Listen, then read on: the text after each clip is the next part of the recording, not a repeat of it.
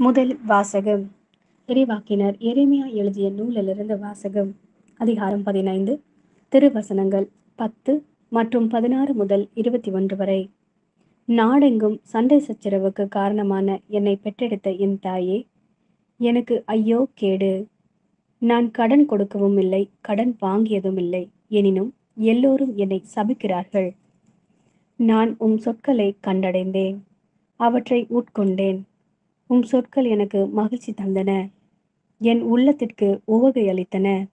ஏனெனில் படைகளின் ஆண்டவரே, பெயரே எனக்கு வழங்கலாயிற்று. களியாட்ட கூட்டங்களில் அமர்ந்து நான் மகிழ்ச்சி கொண்டாடவில்லை. கை என் மேல் இருந்ததால் நான் தனியனாய் இருந்தேன். சினத்தால் நீர் என்னை நிரப்பியிருந்தீர். எனக்கு ஏன் தீராத வேதனை, குணமாகா கொடிய காயம்?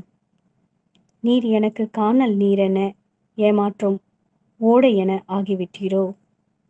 எனவே ஆண்டவர் கூறுவது இதுவே: நீ திரும்பி வந்தால் நான் உன்னை முன்னைய நிலைக்கு கொண்டு வருவேன். என் முன் வந்து நிற்பாய். பயனில நீக்கி பயனுள்ள பேசின் நீ என் இறைவாக்கினனாக இருப்பாய். அவர்கள் உன்னிடம் திரும்பி வருவார்கள், நீ அவர்களிடம் திரும்ப வேண்டாம். நான் உன்னை அவர்கள் முன் வலிமை வாய்ந்த வெண்கல சுவராக்குவேன்.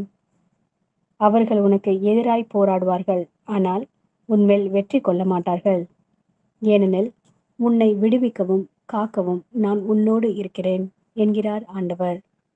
தீயோரின் கையினின்று நான் உன்னை காப்பேன், முரடரின் பிடியினின்று உன்னை மீட்பேன்.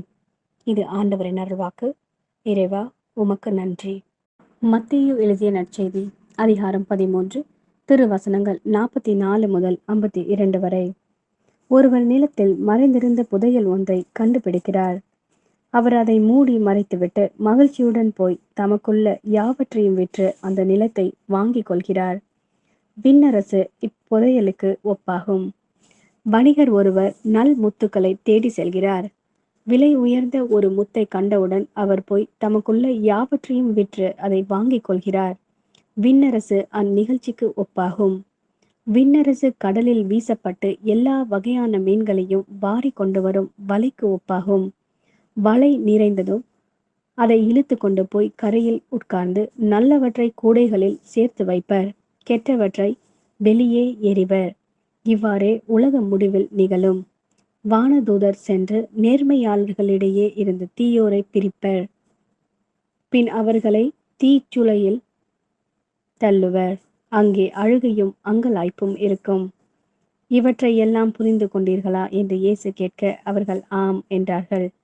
பின்பு அவர், ஆகையால் விண்ணரசு பற்றி கற்றுக்கொண்ட எல்லா மறைநூல் அறிஞரும் தம் கருவூலத்திலிருந்து புதியவற்றையும் பழையவற்றையும் வெளியே கொணரும் வீட்டு உரிமையாளரை போல் இருக்கின்றார்கள் என்று அவர்களிடம் கூறினார்.